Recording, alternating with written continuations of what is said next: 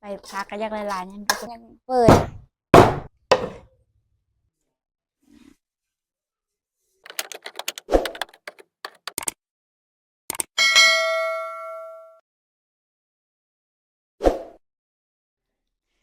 ทักทายสบายดี FC ทุกคนเด้อแล้วก็สวัสดี FC ฝั่งไทยนะทุกคนหรือว่าต่างประเทศนะทุกคน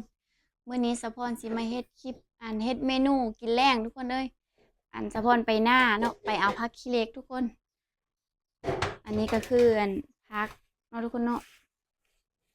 อันนี้ก็คือผักอยู่โซนเฮาอันนี้ทุกคนเอ้ยสะพรไปเอาผักขี้เหล็กว่าสิมาอ้อมกินมื้อแลงนะทุกคนนี่ก็คือผักขี้เหล็กเดี๋ยวสะพรเอาให้เบิ่งนะทุกคนนี่ทุกคนมันอยู่ในก๊กมันนะทุกคนเนาะนี่อันนี้ก็เฮาก็สิมาต้มแล้วก็มาอ้อมเนาะทุกคนเนาะสะพรสิอ้อมใส่หนังหมูเนาะทุกคนหนังโง่หนังควายนี่ทุกคนเลยนี่อันนี้ก็คือผักขี้เหล็กเขาเด้อทุกคนสะพรสิมาเด็ดแล้วก็สิไปอ้อมน้ำไปอ้อมไฟนะทุกคนเนาะเดี๋ยวสะพรนะหม้อก่อน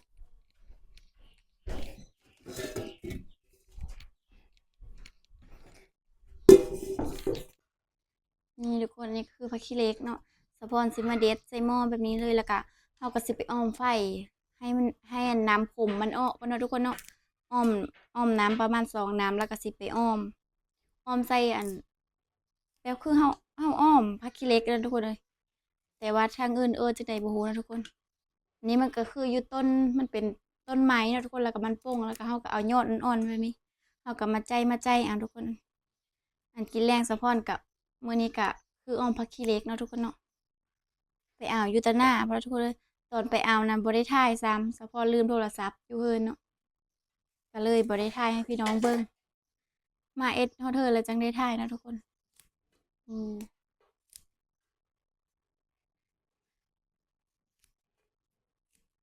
เดี๋ยวสะพอนอันสีอ้อมและสีถ่ายให้ FC เบิ่งเด้อทุกคนว่าใส่หยังแน่เนาะ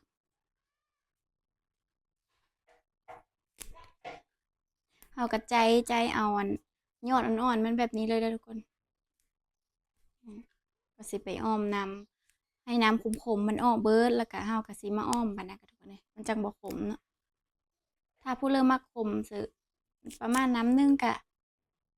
น่าจะโอเคเนาะแต่ว่าสะพอนสิต้มประมาณ2 น้ำก่อนทุกคนเลยย่ามันขมอืม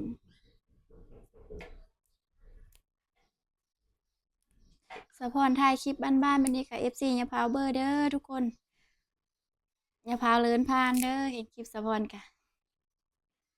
กดไลค์กดแชร์ให้สะพอนเนี่ยเด้อเพื่อเป็นกำลังใจในการเฮ็ดคลิปทุกคนเพราะว่าอยู่บ้านนอกเฮากะถ่ายคลิปแบบนี้ทุกคนแต่ละมื้อกะสิได้ไปซิเลยเนาะ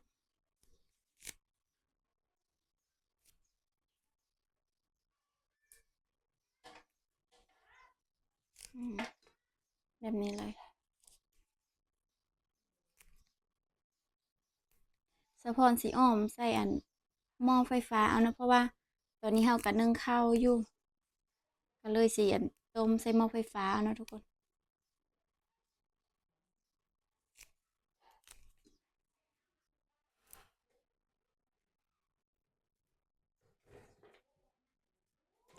เฮาเด็ดหมดแล้วก็ได้ประมาณนี้นะทุกคน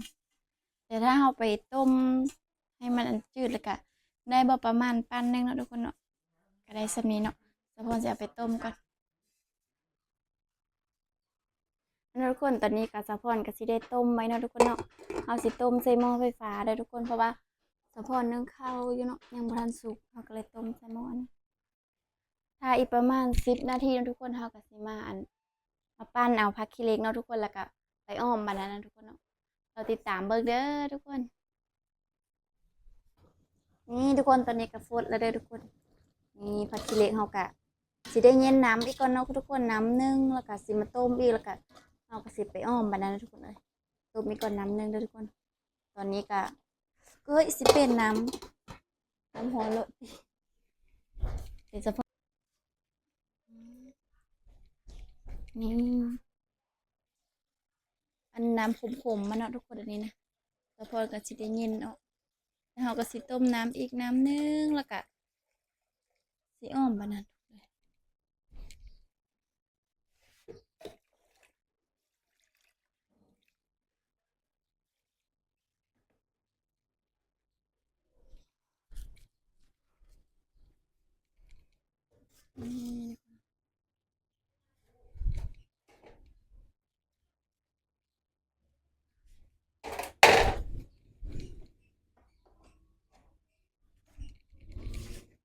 อีกประมาณ2-3 นาทีก็ได้แล้วทุกคนมันฟดอันนี้ก็คือ อันนี้ก็คือหนังควายที่เราจะอ้อมใส่เด้อทุกคนเด้อหนังควายนี่แต่มือดองเอ้ยเนาะหรือว่าพาสูเอ้ยแล้วก็พระเจ้าฆ่าควายได้ทุกคนมื้อนั้นนะแล้วก็เฮาก็เอาหนังมันไว้แล้วก็ไว้เสื้อเอามาขี้เล็กใส่หยังก็ได้ทุกคนเนาะหรือว่าเผากินก็ได้เนาะก็คือหนังเนาะ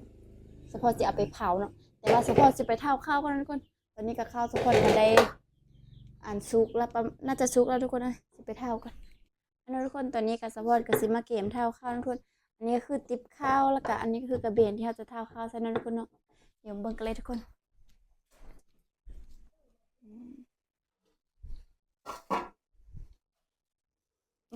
อันนี้ก็คือข้าวนะทุกคนบ้านสะพอนนะกินข้าวเหนียวนะทุกคนเนาะข้าวนึ่งเอาแต่ว่าได้กินข้าวหุงเนาะแต่ว่าอยู่ไทยบางคนก็เจ้าก็กินข้าวหุงแล้วก็สิช่วยให้มันเย็นแล้วก็เอาข้าวติบไว้เนาะทุกคน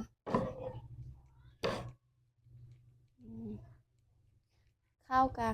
าว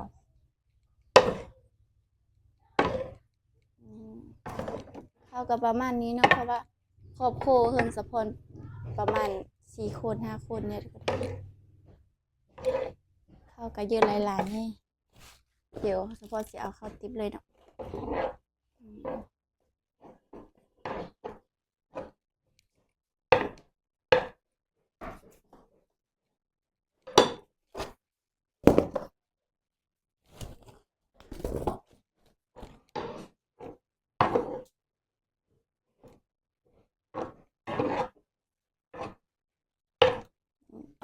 นี่ก็แล้วทุกคนนึ่งข้าวตอนมื้อแรกยามมื้อแรกนะทุกคนเนาะแล้วก็สะพอนก็สิได้ไปเผาหนังเนาะเกมท่าอันพักขี้เล็กเฮาสิอ้อมมาแล้วทุกคนเลยแล้วทุกคนหลังจากสะพอนเท่าข้าวแล้วเนาะเฮาก็สิมาเฮ็ดกินต่อเลยทุกคนเลยอันนี้ก็คือหนังเฮามาเผาเลยเผาแบบนี้เลยทุกคนเลยเผาเพื่อเฮาสิไปอ้อมใส่พักขี้เล็กนั่นเลยทุกคนเป็นตอนแบบนี้เลยเนาะ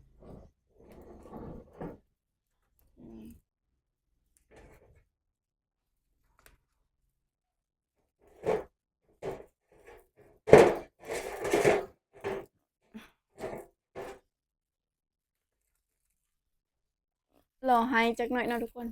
ประมาณ2-3 นาทีเนาะหนังเฮาสุกแล้วก็สิไปแช่น้ำเกลือเนาะทุกคนแล้วก็ขูดแล้วก็มาอ้อมใส่ผักขี้เหล็กได้เลยเนาะทุกคนเนาะ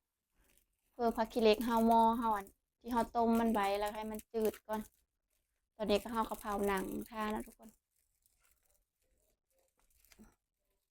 ตอนนี้กะหนังเฮากะทยอยสุกแล้วเด้อทุกคนนี่ตอนนี้กะเนาะสะพอนสิเอาไปทุบกันนะทุกคน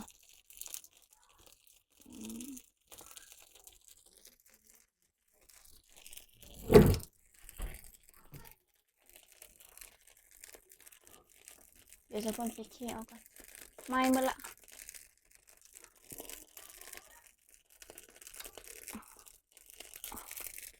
นี่ทุกคนหนังเนาะอันนี้คือหนังเด้อเดี๋ยวเราจะเอาไปทุบก่อนทุบแช่น้ำนะทุกคนให้มันอ่อนกับไปอ้อมใส่ผักขี้เหล็ก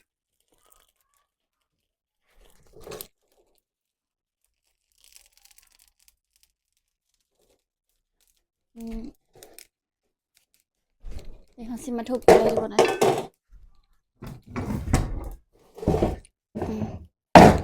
เราสิเอาพาก็ได้เนาะอันนี้ก็คือหนังทุกคนชิทุบก่อนเราจะทุบแบบนี้เลยเนาะทุกคนหนังเค็มเด้อันนี้คือหนังควายเด้อทุกคน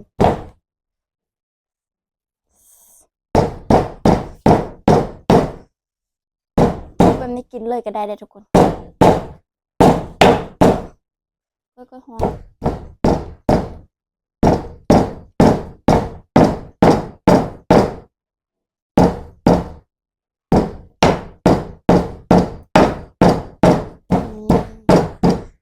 ประมาณนี้นะทุกคนเดี๋ยวจะพอจะเอาไปแช่น้ำเนาะ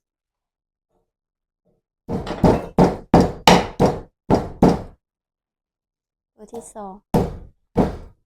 ตัวใดไม่มันกัดสิได้ไปนะทุกคนเดี๋ยวซาเขาเบอร์ไปเลยนี่จะพอจะเอาซาเขาเบอร์เลยนม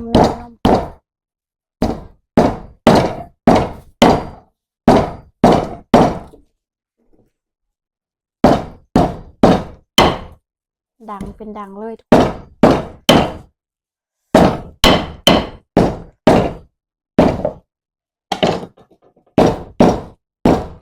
เดี๋ยว2 ตอนแล้วยังหอนอยู่เลย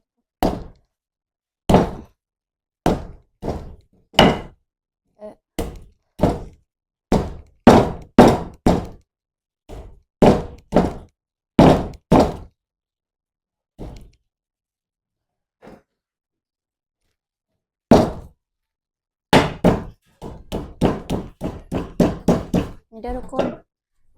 หนังเฮากระแล้วเด้อทุกคนเดี๋ยวจะก่อนสีแสหนังอีเลยเนาะตัวแสแล้วก็มีเอาสิปีนเพลงเลยนะทุกคนสะพอนสิตัดแช่หนำเด้อทุกคนเด้อ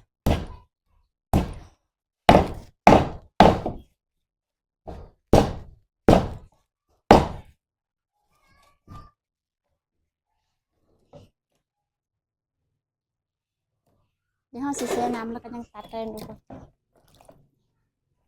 ให้มันอ่อนๆแล้วก็เฮาก็สิไปอ้อมใส่ปักกี้เล็กเด้อทุกคนเดี๋ยวเฮาสิไปเบิ่งปักกี้เล็กเลยเนาะทุกคนว่ามันสุกแล้วบ่เนาะนี่ทุกคนตอนนี้ก็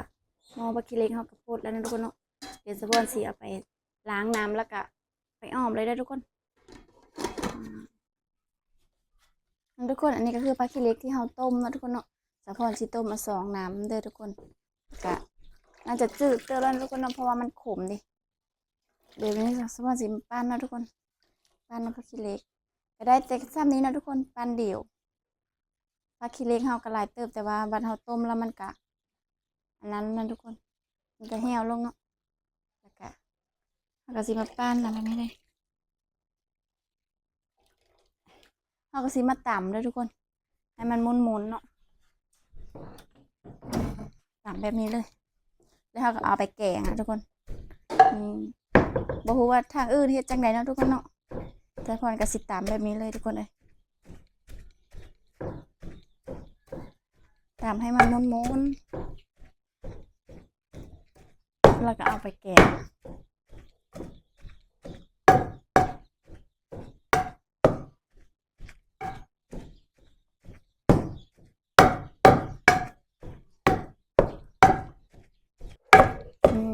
ตอนนี้ก็แลกเสร็จแล้วนะทุกคนแต่เราก็บอกเอาแลกบันไดเนาะแล้วก็เฮาก็สิควานใส่หม้อเลยทุกคนนี่ประมาณนี้เนาะเดี๋ยวเฮาก็สิตำมะเขือแล้วก็ไปแกงเลยนะทุกคน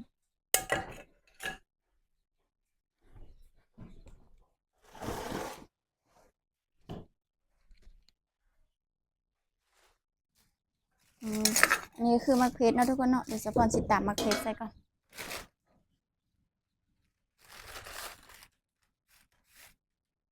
ใส่เกลือไปเลยเครื่องปรุงเฮากะบ่ได้หลายนะทุกคน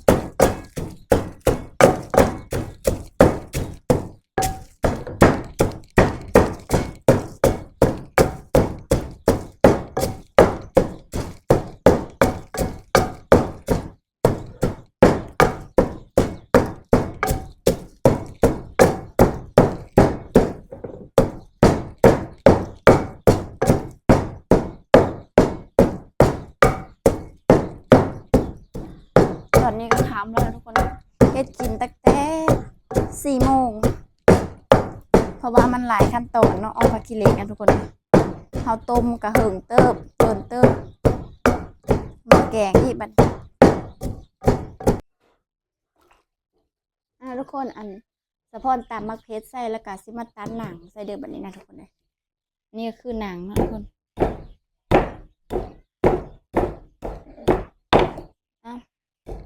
ตก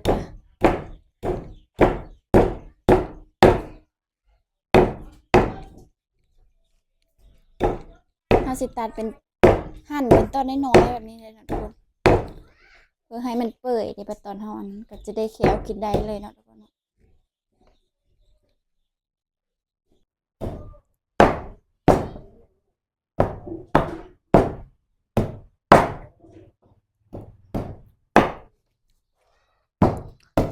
หนังเขาก็ได้ประมาณนี้เนาะทุกคน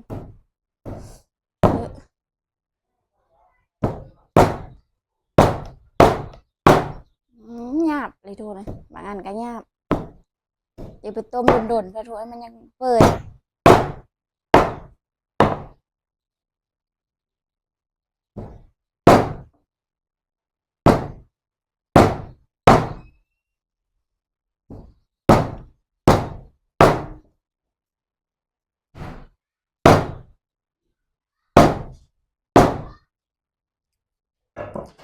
นี่แล้วก็เขาก็ไปเคี่ยวกันเลยเนาะทุกคนบรรเทาอ้อมเสร็จแล้วก็สะพอนสิเอาลงใส่หม้อเลยได้ทุกคนนี่คือหม้อผักขี้เหล็กเขาเนาะ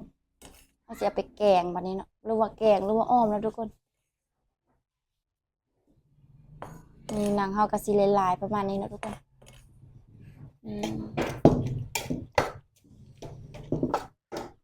มันกระสีใส่เป็นโน่เลยนะทุกคนใส่หลายเสียบหลายจะไปค้างเลยนะทุกคนอันนี้ก็คือพักเนาะทุกคนที่เราจะเกมใส่นะทุกคนเลยอันนี้ก็คือดอกพักแล้วก็พักหอมนะทุกคนเอาไปใส่แกงหรือว่าอ้อมผักขี้เหล็กนะทุกคนเลยเอาสิล้างไว้เกมไว้เนาะทุกคนให้หม้อฟดก่อนเนาะที่เราก็สิได้ตำข้าวเบอร์ใส่เลยทุกคนเลยแต่ว่าบ่มีจะนางเนาะเฉพาะลืมจะนางเราก็สิใส่อันใบพักแทนนะทุกคนนี่ทุกคนนี่ก็คือข้าวเบอร์เนาะข้าวเบอร์แล้วก็เราก็สิมาตำใส่ใบพักนะทุกคนให้มันมนๆเข้ากันเลยถ้ามีจะนางนะใส่จะนางทุกคนเลยมันสิแซ่บแต่ว่าสะพอนนะลืมค่ะลืมเนตลืมอาจจะนางนะทุกคนก็เลยเอาใบพักแทน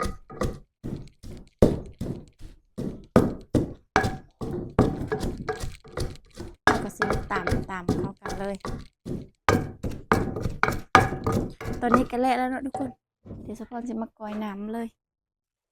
กอยน้ำเอ็ดน้ำข้าวเบอร์อะไรทุกคนเราเสียไปเทใส่หม้อเลยเนาะตอนนี้ก็น่าจะได้ทีหม้อฟดแล้วเด้ทุกคนเลยแล้วเขาก็ใส่ผักนี่เลยไปกันเลยนี่เขาใส่เลยเด้ทุกคนนี่คือน้ำข้าวเบอร์เขาเนาะ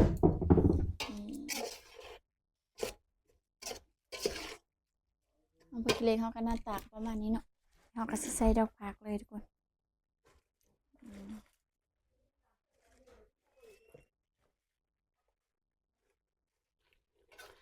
ทุกคนตอนนี้กะแกงเขาก็สุกแล้วทุกคนเลยตัดมาตอนแกงสุกเลยวันนี้นี่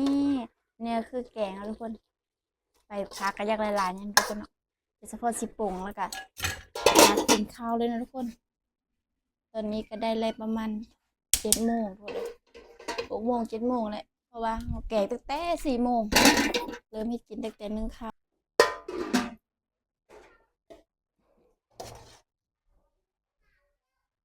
แล้วพอชิดตากใส่ถ้วยแบบนี้เลยทุกคนก็หอนนี่ออมผักขี้เหล็กหรือว่าแกงนะทุกคนออมใส่หนังควาย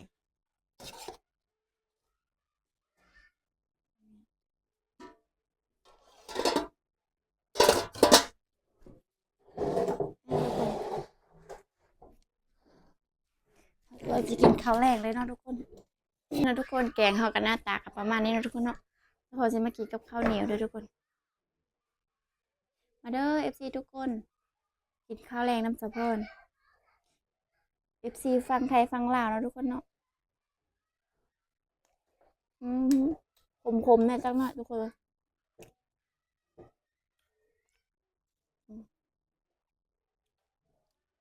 หนังกับักหลายทั้งทุกคนเนี่ยอืมยาชิสดกินแบบนี้เลยเนาะ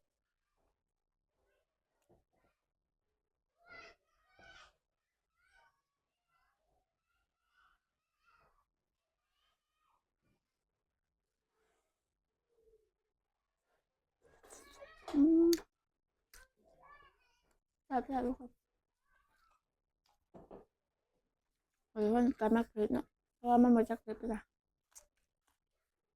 อืม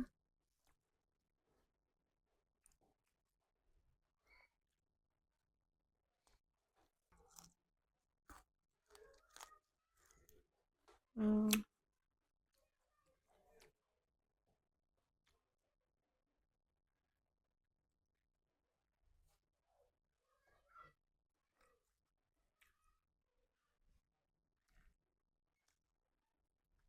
แซ่บทุกคนเนาะ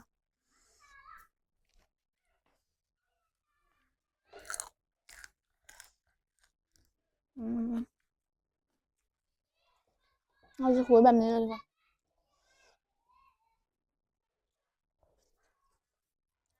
น้องหอนๆทุกคนเป็นแต่แซ่บอันนั้นทุกคนคลิปนี้กับสะพอนกับสิได้จบเพียงเท่านี้นะทุกคนขอบใจทุกคนเด้อที่ติดตามรับชมตั้งแต่ต้นจนจบนะทุกคนฝากทุกคนกดไลค์กดแชร์กดติดตามเมื่อสะพอนในเด้อเพื่อเป็นกำลังใจทุกคนคลิปนี้ก็บ๊ายบายพบกันใหม่คลิปหน้าทุกคน